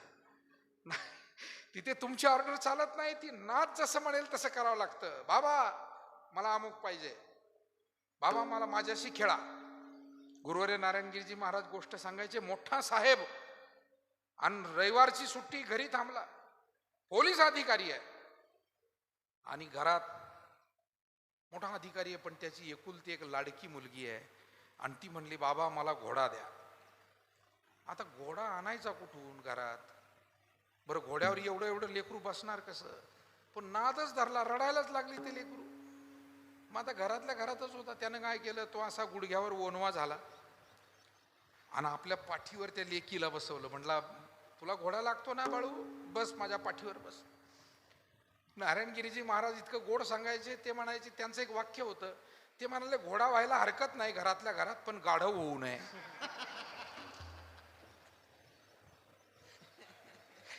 याचा अर्थ निवांतपणे घरी जाऊन शोधत बसा. सांगण्याचा भाग इतका आहे. जुन्या माणसांचे शब्द आहे, मोठ्या माणसांचे. विनोद सोडून द्या, पण त्या लेकीसाठी तो ओनवा झाला आणि रांगू लागला. कारण प्रेम प्रीतीचे बांधले ते न सुटे काही केले. तसं अध्यात्मामध्ये देवभक्ताची आज्ञा पाळतो. कारण भक्त हा लढीवाळ आहे आणि त्या लढीवाळाचे लळे का लळेयाचे लळे सरती, मनोरथांचे मनोरथ पुरती, जरी माहेरे श्रीमंत होती तुम्हा ऐसी. माऊलींनी म्हटलं आम्ही साधे सेवक आहोत देवा, पण तू आमचं माहेर आणि ते श्रीमंत माहेर आम्हाला मिळालेलं आहे, त्याच्यामुळे लळेयाचे लळे पुरती आणि मनोरथाचे मनोरथ सरती. अशा पद्धतीनं भक्त हा देवावर अधिकार गाजवतो आणि म्हणूनच भक्त हा देवाला हट्टानं सांगू शकतो तू इकडे जा. तुकाराम महाराजांचा तो अधिकार आहे. तुका म्हणे आम्ही तुझी विडी वाकुडी आणि नामे भवपाश हाते आपुल्या तोडी. म्हणून देव घ्या कोणी. ठीक आहे महाराज, देव देता घेता येतो, देव देण्याचा तुमचा अधिकार आहे, पण आम्ही घेतलाच पाहिजे का? महाराज म्हणले हो घेतलाच पाहिजे. का घेतला पाहिजे? तेने विण जीवा सुख नो, सुख नो हे तेने विण जीवा सुख नोहे. सुखानो हे तेने विना जीवा सुखानो हे तेने विना जीवा सुख नो तेने विण जीवा सुख नो हे. या जीवाला परमशांती आणि समाधान कुठे मिळतंय हे आजच्या या तंत्रज्ञानाच्या आणि विज्ञानाच्या युगामध्ये सुद्धा समाजातली शहाणी आणि चिंतन करणारी जी माणसं आहेत ती आजही सगळेच मान्य करतायत की काहीतरी ध्यान भजन चिंतन सेवा केल्याशिवाय मनुष्याला सुख नाही. म्हणून सगळं जग आज भारतीय जी पद्धती आहे त्याच्याकडे आकृष्ट होत आहे. लोक इथे येऊन ध्यान शिकतायत, लोक इथे येऊन भजन शिकतायत. आपण ते इस्कॉन संप्रदायाचे आमचे अनेक जे साधक आहेत त्यांचं भजन कधी यूट्यूबला ऐकलं असेल. देशात परदेशात चीन Japan Germany England America France नवल नाही, पण पाकिस्तान अरबस्तान तुर्कस्तान इराण इराक या देशांमध्ये जाऊन सुद्धा ते भजन करतात, रस्त्यावर भजन करतात आणि अनेक लोक त्यांच्यात सहभागी होतात. म्हणजे जगाला कळू लागले की भजन हे समाधान देणार आहे, ध्यान हे समाधान देणार आहे, वाचन हे ज्ञान आणि समाधान वाढवणार आहे, चिंतन हे माणसाला चिंतामुक्त करणार आहे. आणि म्हणून आपल्याला या धकाधकीच्या जीवनातून याच्यासाठी प्रत्येकाला थोडा वेळ काढला पाहिजे. थोडं वाचन करा, आवड असेल भजन करा, जमल्यास ध्यान शिकून घ्या. आणि चिंतन करणं म्हणजे चांगल्या विषयावर स्वतःच्याच मनबुद्धीमध्ये त्याचा आकलन करणं, ते समजावून घेणं, ते पाडताळून घेणं. पण विषय चांगले असावे चिंतनाचे, नाही तर विषय उगीच काहीतरी फालतून त्याच्यात काय चिंतन करायचं. म्हणजे एक माणूस समोरून लंगडत येत होता आणि एक जण चिंतन करत बसला, का बरं लंगडत असेल, का बरं लंगडत असेल, असं चिंतन करत बसला तो. आणि मग त्यानं त्याच्यातून त्याला अंदाज मिळाले, त्या चिंतनातून. म्हणलं एक तर गाडीवरून पडला असेल म्हणून लंगडत असेल, नाहीतर बहुतेक काटा भरला असेल पायात म्हणून लंगडत असेल. असं त्याचं चिंतन आणि त्या चिंतनातून आलेला सारांश. तो माणूस जवळ आला, म्हणे का लई चिंता करत बसला? नाही चिंतन करतोय म्हणे, पण चेहरा तर चिंता केल्यासारखाच वाटतो म्हणे तुमचा. कारण चुकीच्या विषयाचं चिंतन हे चिंतेकडे घेऊन जातं आणि चांगल्या विषयाचं चिंतन हे तुमचं समाधान वाढवतं. म्हणून का लंगडताय तुम्ही याचा विचार करत होतो. म्हणे काय वाटलं तुम्हाला? तो लंगडणारा म्हणतो नाही मला 2 अंदाज वाटले म्हणे. तुम्ही गाडीहून पडले असावेत. म्हणे नाही पडलो. तुमच्या पायात काटा मोडला असावा. म्हणे नाही मोडला. आता याचे दोन्ही अंदाज फेल गेले. हा जरा शांत झाला. म्हणे मग का लंगडताय? चप्पलचा अंगठा तुटला म्हणे, त्याच्यामुळे थोडासा कुलपत चालत होतो. तेव्हा चिंतन जरी करायचंय, आता त्याच्या फक्त चप्पलचा अंगठा तुटला आणि त्याच्यावर जर आपले 10 मिनिट आपण वाया घालवणार असू. मला आपल्या प्रत्येकाला, इथे सुज्ञ मंडळी तुम्ही बसलेला आहात, मला विचारायचंय मायबाप हो, तरुण वृद्ध प्रत्येक जण आपलं जे आयुष्य आहे स्त्री पुरुष, एक मिनिट किती मोलाचा आहे, एक दिवस किती मोलाचा आहे, एक सेकंद किती मोलाचा आहे. कबीर महाराज सांगतात, एक श्वास में जात है 3 लोक का मोल, कह ना सो कह दिया अब क्या बजाऊ ढोल. आणि म्हणून आपल्याला मिळालेलं जीवन सत्कारणी, योग्य चिंतनात आणि योग्य सेवेत आपला प्रपंच करावा, आपली नोकरी करावी, आपला व्यवसाय करावा. पण त्याचबरोबर हे सांभाळता संबंध सांभाळावे, विचार सांभाळावा, संस्कार सांभाळावा आणि आपल्या घरातला कुलाचार देवधर्म सांभाळावा. मला असं वाटतं कैलासवासी लहानूभाऊ यांनी आपल्या जीवनामध्ये जे काम केलं तेच केलं. मुलांना मुलींना त्या काळी शिकवलं, नातवंडांना चांगला विचार दिला, शेती उत्तम केली, घरामध्ये व्यवसाय सुद्धा झाला पाहिजे म्हणून व्यवसायाकडेही आपले काही नातवंड पाठवले, नोकरीकडे पाठवले. पण हे सगळं करताना त्यांनी देवधर्म, माणुसकी आणि नातेसंबंध, प्रेमाचे संबंध जपण्याचा प्रयत्न केला. हीच जीवनाची इति कर्तव्यता आहे, यशस्विता आहे. देव स्वीकारलाय आपण हे कशावरून कळावं तर शांती क्षमातया जवळी जीवे भावे अनुसरल्या. जिथे सद्गुण दिसू लागले समजायचं या जीवनामध्ये देव स्वीकारला गेलेला आहे, आणि जिथे दुर्गुणांचाच भरणा आहे समजायचं इथे अजून देव यांनी मिळवलेला नाही. म्हणून तुकाराम महाराज आग्रह करतात, देव घ्या कोणी, देव घ्या कोणी, आईता आला घर पुसोनी. लोक म्हणू लागले देव न लगे, देव न लगे साठवणीचे. कोण म्हणत होतं देव न लगे? ज्यांना त्यातली रुची नाही, समज नाही, आवड नाही. परंतु महाराज हट्ट धरून आग्रहपूर्वक सांगत होते की बाबांनो देव घ्या, पण लोक नको म्हणतायत. सुरुवातीला प्रास्ताविकात बोलून गेलो मी, देव मंदला, देव मंदला, भाव बुडाला काय करू. महाराज म्हणाले देवरूपी मालाला मंदी आली. तुकाराम महाराज हे शेतकरी होते, वारकरी होते आणि व्यापारी पण होते, दुकानदारी होती घरची. त्याच्यामुळे त्यांच्या अभंगात हा तेजी मंदीचा विषय आलेला आहे. देव मंदला, देव मंदला. कारण कोणत्याही मालाला मागणी कमी झाली बाजारपेठेत की मंदी आली असं म्हणतात. माल कमी पडला हे नाही, मागणी कमी झाली हे त्यातला व्यापारातलं शास्त्र समजून घ्या. मागणीच नाही आहे. मालाचा तुटवडा वेगळा आणि मालाची मागणी कमी होणं वेगळं. देवरूपी मालाला लोक मागायलाच तयार नाही. म्हणाले देव मंदला. मग म्हणाले काहीतरी योजना देऊ. आपल्याला माहिती आहे बाजारपेठेमध्ये काही कंपन्या योजना घेऊन येतात. म्हणजे एखादा माल जर त्यांचा पडून राहिला, एखादं प्रोडक्ट, तर ते त्याच्यावरती काही 30% ऑफ म्हणतात. कधी एकावर एक free, by one get one, नाही एकावर एक फ्री अशी योजना देतात. पण तुकाराम महाराजांनी 50% ऑफ अशी योजना आणली नाही, बाय वन गेट वन अशी योजना आणली नाही. त्याच्या पुढची योजना आणली, ज्या योजनेकडे बऱ्याच लोकांचं सातत्यानं लक्ष असतं, 100% अनुदान.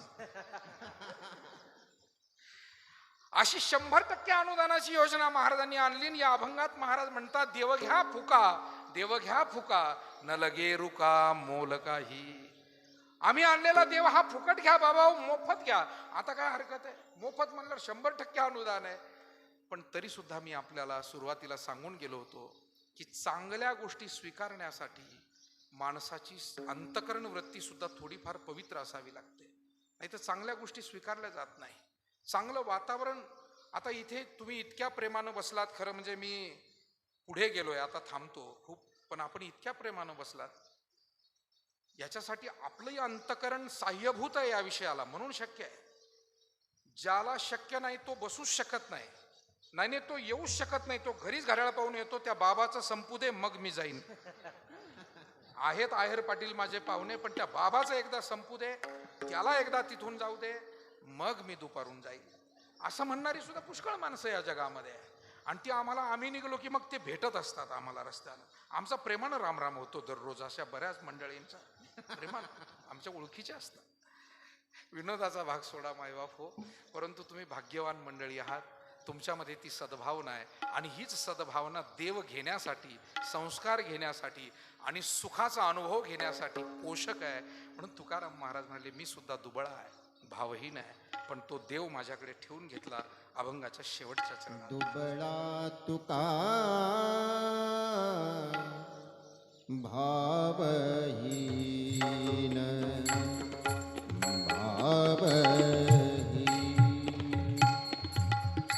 दुबळा तुका भावहीन, भावहीन. दुबळा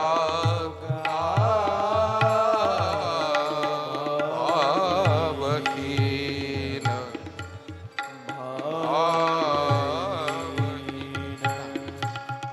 दुबळा तुका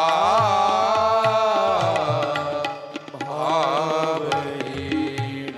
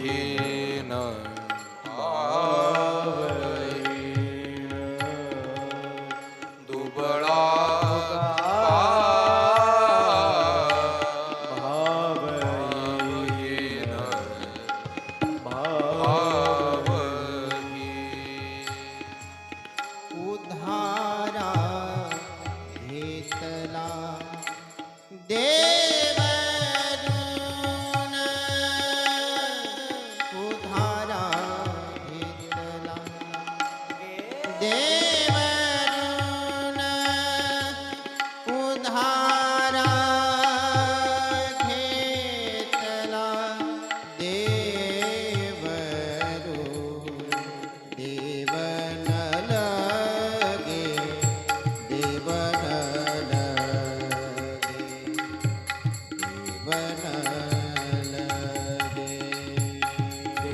देवन लगे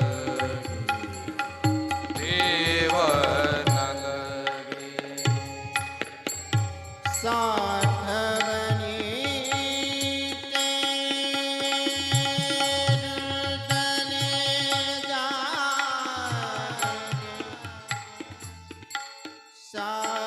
साठवणी ते रुंदने जागे साठवणी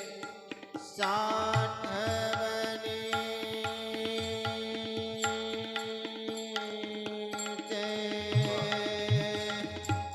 रुंदने जागे साठवणी ते रुंदने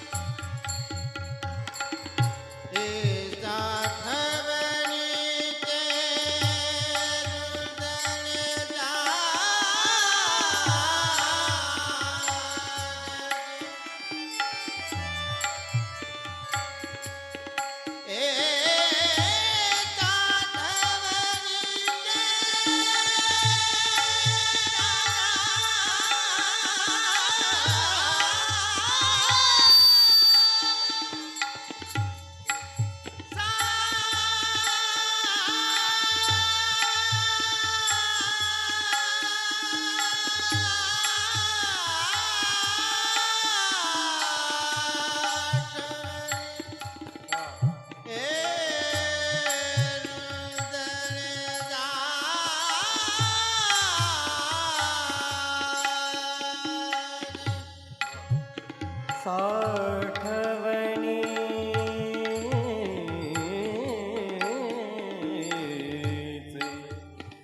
साठवणी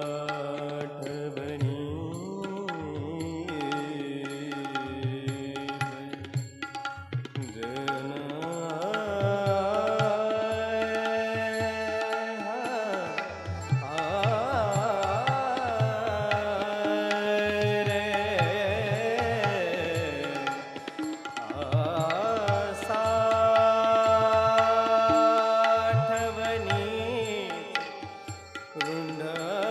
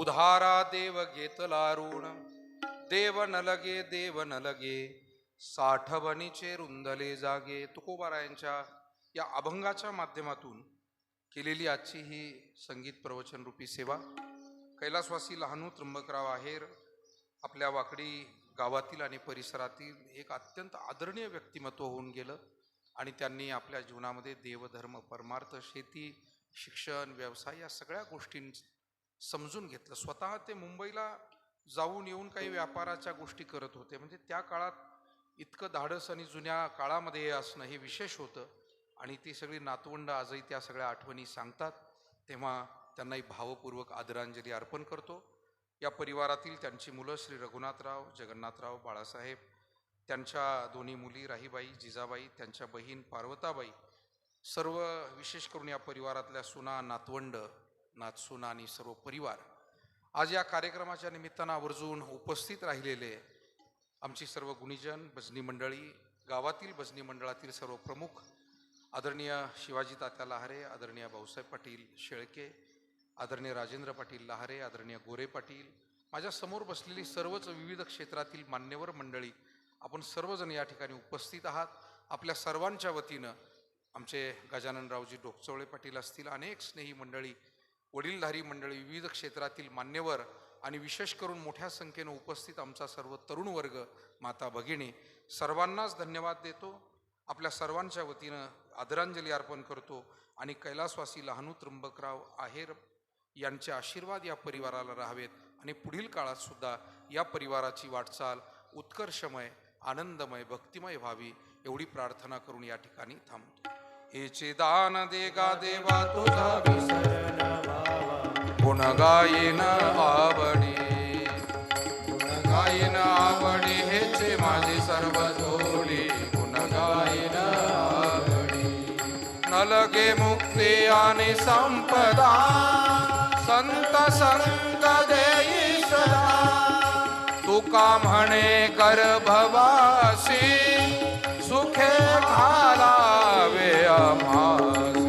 गुण गायन आवडी हेची माझी सर्व गुण गायन आवडी, गुण गायन आवडी हेची माझी सर्व गुण गायन आवडी. तुकाराम तुकाराम तुकाराम तुकाराम. कुंडली गवरदा हरी विठ्ठल श्री ज्ञानदेव तुकाराम, पंढरीनाथ भगवान, माऊली ज्ञानेश्वर महाराज की, जगद्गुरु तुकाराम महाराज की, सद्गुरु गंगागिरी